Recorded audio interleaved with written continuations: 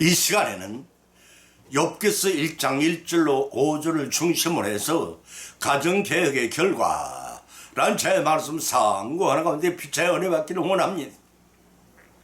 죄악 세상은 우리 기독교인들에게는 믿음을 성숙시키는 연단의 장소이기도 하지만 실세 없이 우리를 휩쓸어 가려 출렁이는 죄악의 파도가 무섭게 몰려드는 그 사나운 파도에 휩쓸어 나가지 않거나 남겨지라면 아니라는 생각들을 버려야 합니다.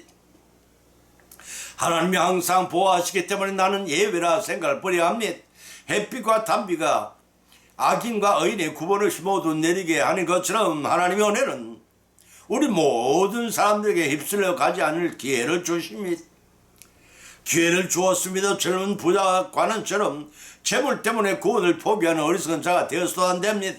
세상에 미련을 두었다가 소금 기둥이 된 루세의 처와 같은 어리석은 자가 되었으면 더더군다나 구원을 받을 수가 없습니다. 쟁기를 들고 뒤돌아보는 아둔한 자가 되어서도 아니 됩니다. 온 가족이 구원을 받은 빌립보 감옥 간수장처럼 십자가의 대속의 은혜를 베풀으신 예수님 믿음으로 구원을 얻는 우리 각자의 가정이 되어야 구원을 받습니다. 아담의 선악과 원죄를 유전정가 받고 태어난 몸들인지라 우리의 악한 정욕으로 인해서 살아가면서 자범죄를 가중시키며 살아나가기 때문에 우리는 죄를 단절한 가정개혁을 가감히 단행하지 않으면 모든 가족의 구원에 멀어질 수가 있습니다. 사랑하는 성도 여러분, 여러분 가정은 어떠하십니까? 아들의 생일 잔치를 치른 다음날 아침에 욥의 가정처럼 번제를 드리던 날마다 의 자신을 돌이켜보며 죄를 자복하고 회개하는 신앙의 삶에 계속되어져 나가는 그런 삶이신지요? 그런 차원에서 오늘 이 시간에 성경에서 세 가지 말씀을 발췌해 보면 삼고 조명해보고자 합니다. 첫 번째는 가정에서 다툼과 불화가 사라진다고 했습니다. 요한복음 11장 1절로 5절을 찾아보면 기록하기를 어떤 병든 자가 있으니 이는 촌 베다니에 사는 나사로라. 이 마리아는 향유를 죽게 붓고 물이 틀러 주님의 발을 씻기던 자요. 병든 나사로는 거의 오랍이라. 이에 그 누이들이 예수님께 사람을 보내어 가로되 주여 보시옵소서 사랑하시는 자가 병들은 나이다 하니 예수님께 들으시고 가라사대 이 병은 죽을 병이 아니라 하나님의 영광을 위하며 하나님의 아들로 인해서 영광을 얻게 하려 함이라 하시더라. 예수님께 본래 마르다와 그 동생 나사를 사랑하신다니라고 했습니다. 비록 양침 부모는 계시지 않았지만 나사로의 삼남매는 주님을 부모처럼 믿고 의지하였기 때문에 가정에서 다툼과 불화가 사라지고 우애가 넘치는 화목과 화평이 넘쳐나는 가족이었습니다. 그런데 그렇지만 장남 나사로가 병들므로써 죽어가는 중병에 걸리는 예기치 못한 환란이 찾아들었던 것입니다. 사건의 전말은 이러했습니다. 죽을 병에 걸린 나사로를 살리기 위해 마르다와 마리아 자매는 의원을 찾지 않고 적시로 인편을 통해 예수님께 기별을 했습니다. 본문 3절에 기록하길 사랑하는 자가 병들은 나이다. 마르다 자매는 예수님께 나사로의 죽음이 임박했음을 알렸지만 예수님은 오히려 제자들이 의아해할 정도로 태연자약하셨습니다. 누구보다도 그들 삼남매를 사랑하셔 서두로 찾아가셔야 할 예수님께서는 오히려 이틀 동안을 더 지체하셨다가 베다니를 향해서 떠나시며 이렇게 말씀하셨습니다. 이 병은 죽을 병이 아니라 의아하게 생각되는 이 말씀은 두 가지의 의미를 지니고 있으며 첫 번째는 비록 나사로고 잠시 죽음에 처했을지라도 예수님 저를 살리실 것이라는 의미입니다. 두 번째는 사망 로마서 6장 23절을 당하지 않는다는 뜻입니다. 제자들이 이 말씀을 들을 때 나사로가 병들어서 이 때문에 죽지 않을 것이란 표면적인 의미로만 이해를 했을 것입니다. 그래서 예수님께서는 부원하시기를 하나님의 영광을 위하며 하나님의 아들로서 영광을 얻게 하려 합니다. 부원하셨던 것입니다. 예수님께서 말씀하신 핵심은 이처럼 언제나 하나님의 영광에 초점을 맞추셨습니다.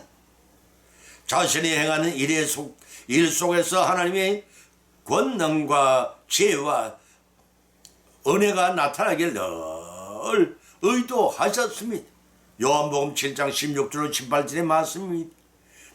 그의 태도가 단축으로 표현된 말씀이 하나님의 영광입니다. 그런데 본질에서 그로 인해서 아들도 영광을 얻게 된다는 것은 곧 성부와 성자가 본질상 하나이심, 요한복음 5장 18장 10장 37 말씀을 시사해 줍니다. 그러기에 아들은 아버지를 영원하게 하는 것이라 하고 요한복음 8장 54절과 10장 16절 13장 31절 14장 13절 10장 7절에 참조하시기 바랍니다. 이러한 거창한 신학적 의미는 이해할 수는 없지만 말하다 자매는 서로가 의지하면 주님을 자기 집의 가장으로 의지했기 때문에 혈육의 생사안위를 부탁했고 예수님 고쳐주시기를 바랬습니다.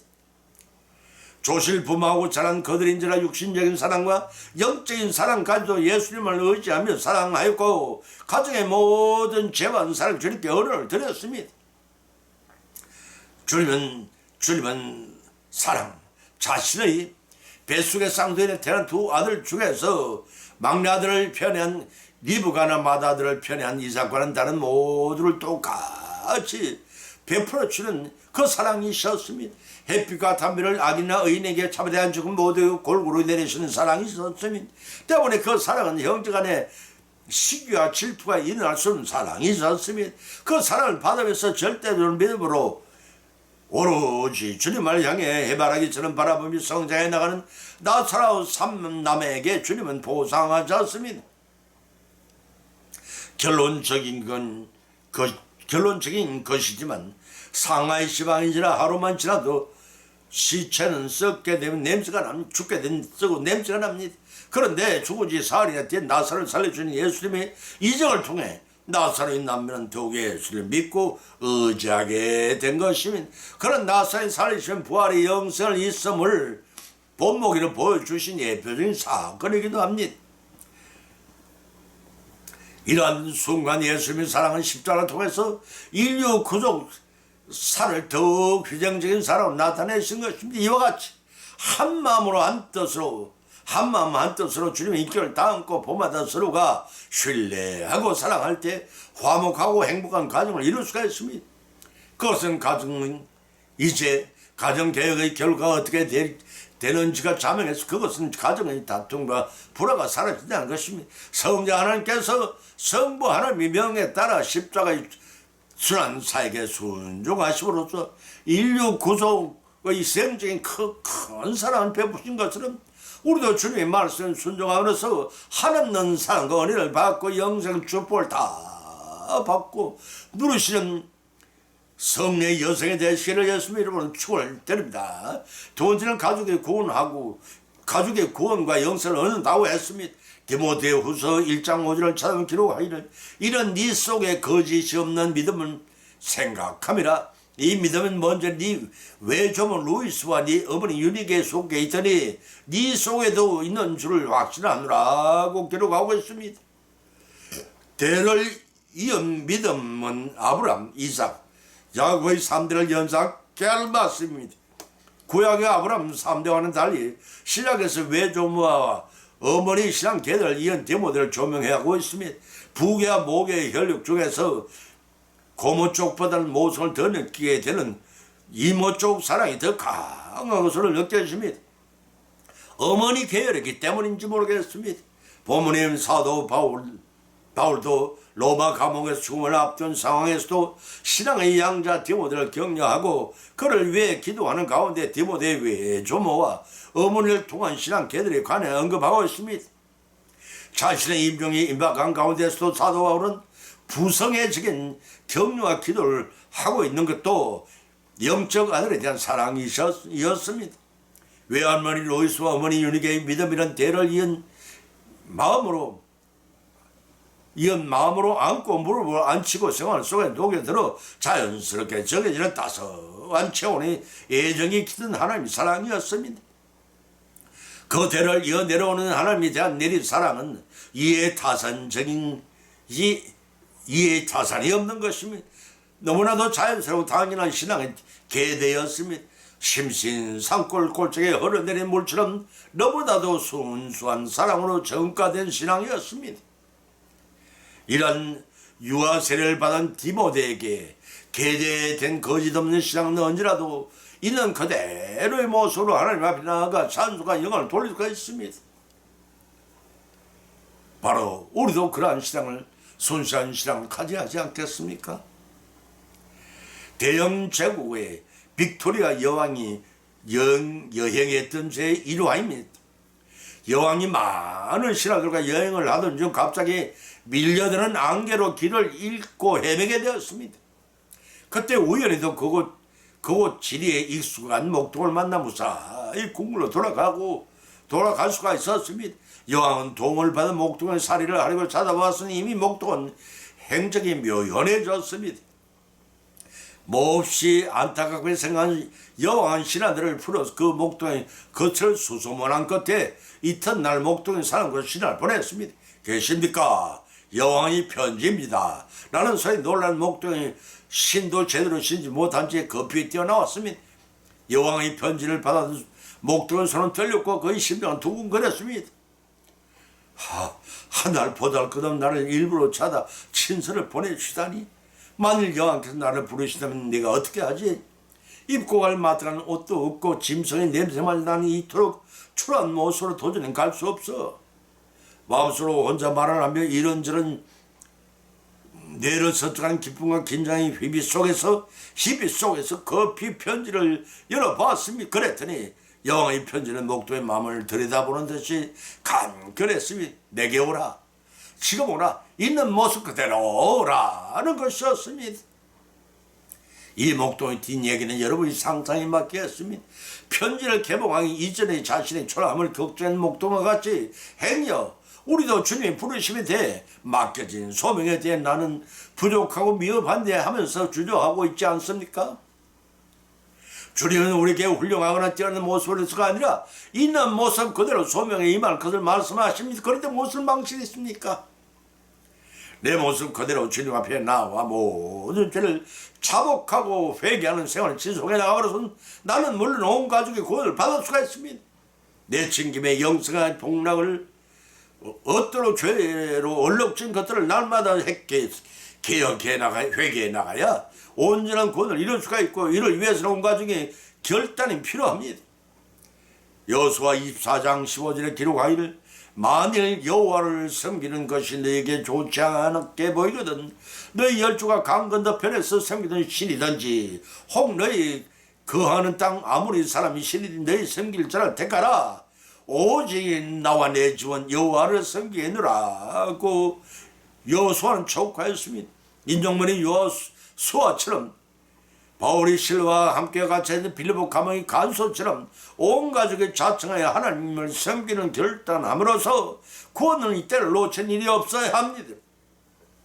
주님은 도적까지 오신다고 성경 가르치고 있습니다. 이때를 대비해 온 가족의 영벌의 지옥과 영생의 천국으로 심판을 받을 그때를 대비하여 구원받는 일에 차질이 없어져야 할 것입니다. 이제 가정계획 결과가 무엇을 말하는지가 자명했으며 그것은 온 가족의 구원과 영생을 얻는 데 최선을 다하는 참된 신앙을 하라는 것입니다. 이러한 교훈을 받고 믿음으로 잘 이끌어 가시는 우리 모두의 온전한 구원을 이루어가는 참된 믿음의 여성이 되시기를 예수님 이름으로 간절히 축원드립니다. 세 번째는 사람과 하나님 앞에서 칭찬받는 가정이 된다고 했습니다. 욥기서 1장 1절 5절을 찾으면 기록하기를 우수 땅에 욥이라 이러는 사람이 있었는데 그 사람은 순전하고 정직하여 하나님을 경외하며 악에서 떠난 자들아. 그 소생은 남자가 7 여자가 3이며 그 소유는 양이 7천이 약대가 3천이 소 500결이 암낙이 500이며 종도 많이 있었으니 이 사람 동방사람 중에서 가장 큰 자라. 그 아들들이 자기 생일이면 각자 자기 집에서 잔치를 베풀고 그 누이 셋도 청하여 함께 먹고 마시므로 그 잔치 날이 지나면 욥이 그들을 불러다가 성결케 하되 아침에 일어나서 그들의 명수대로 번제를 드렸으니 이는 욥이 말하기를 혹시 내 아들들의 죄를 범하여 마음으로 하나님 배반하였을까 함이라. 욥의 행사가 항상 이러하였더라 하고 밝혀놓고 있습니다. 성경은 성도들에게 먼저 된 자가 나중되고 나중된 자가 먼저 된다는 가르침을 하고 있습니다. 성경책을 끼고 거룩을 찾으며 오랫동안 교회를 다녔다고 온전한 구원을 이룬 자가 아니요 오히려 성전 먼 발에서 우르르 하늘을 쳐다보지 못하고 나는 죄인으로 살아하고 상한 심령으로 잡아가며 회에 참여하는 그가 먼저 된 자라 할 것입니다. 여호수아의 가정과 본문에 등장하는 동양의 의인 욥의 가정이 하나님 앞에 칭찬을 받는 믿음의 가정이라고 하고 단언할 수가 있습니다. 이런 본문의 욥기의 핵심은 인간의 생활 가운데 예기치 못하게 닥치는 고난의 문제를 통해서 인간의 한계성의 인식과 절대적인 순종의 요구를 하는 심오한 주제를 부각시키고 있습니다. 본절에서 예기치 못한 환란에는 나로 말미암지 아니하고는 내가 원하지 않더라고 예고 없이 들어닥치는 사건을 말합니다.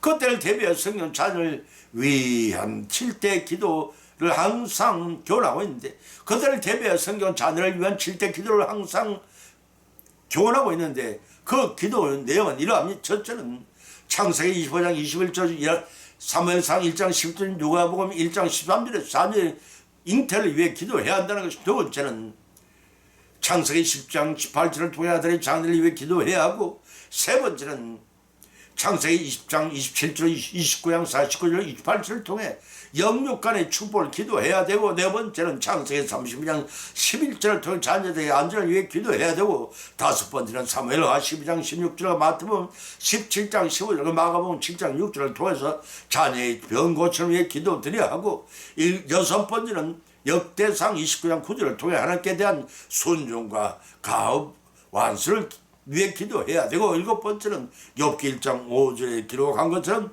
범죄치 않기를 기도드려야 합니다. 성경에 나타난 좋은 가정에 모범적인 진리를 들어보면 이와 같음을 알 수가 있습니다. 아브라함의 가정은 하나님의 인도하심에 무조건 순종하여 쫓는 가정이었습니다.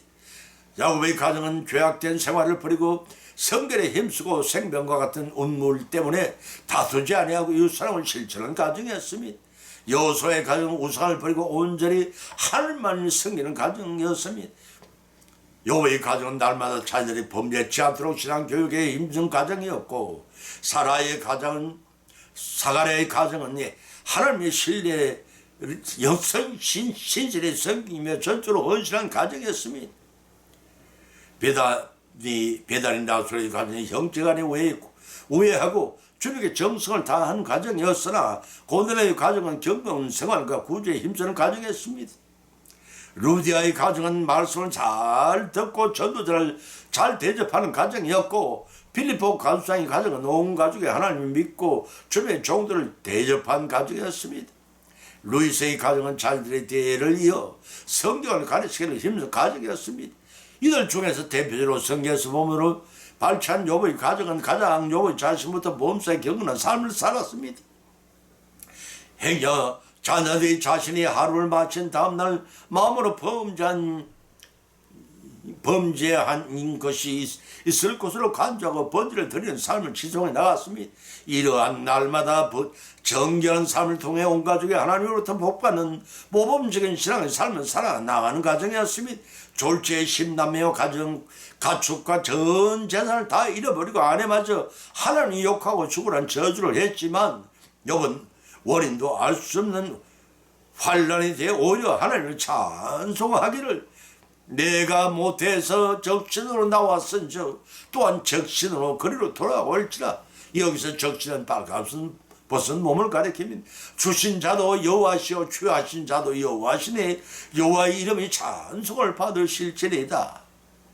욥은 이 모든 일 범죄하지 아니하고 하나님을 향하여 어리석게 원망하지 아니하니라고 욥기서 1장 21절 21절 기록하고 있음을 참조하시기 바랍니다. 사랑하는 성도 여러분, 여러분이 욥의 경우였다면 어찌 했으리라 생각하십니까? 연연 재앙과 시련 속에서도 하나님의 하신 일을 신뢰하고 찬양하는 욥의 신앙을 배워야 합니다.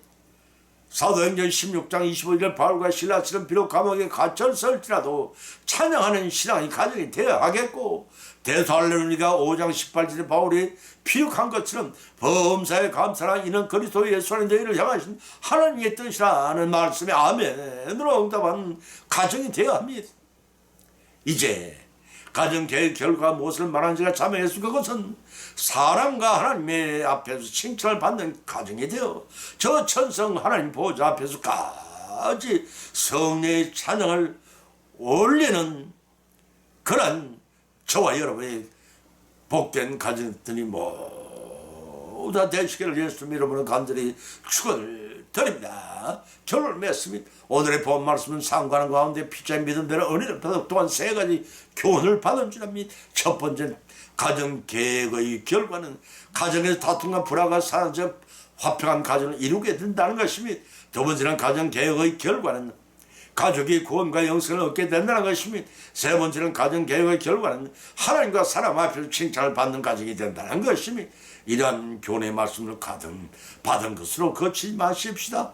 우리의 실생활 가운데 받은 교훈의 말씀을 실천하고 적용하여 성령 하나님의 역사하심의 비밀 믿음이 성숙되기를 바랍니다. 또한 주님의 인격을 담고 pom하듯 잘 익어져서 재림하시는 주님께 알곡으로 모두 추수되어 천국에서 영생은 복을 다 받고 누리시는 우리 가정들을 이루어 나가시기를 예수님의 이름으로 간절히 축원을 드립니다. 찬송가 438장을 올리겠습니다.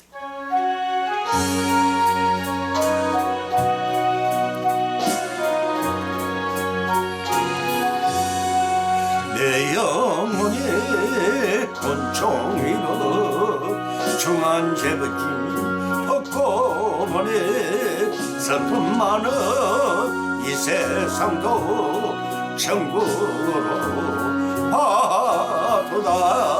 할렐루야 찬양하세.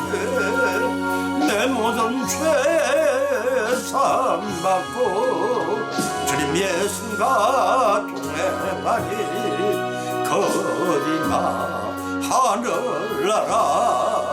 주님 얼굴 뵙기 전에 멀리 뱉은 하늘나라 내 마음속에 이루어지네. 날로 가깝도다. 할렐루야 찬양하세. 내 모든 죄 사함받고 주님 예수가 동행하니 거디나 하늘나라.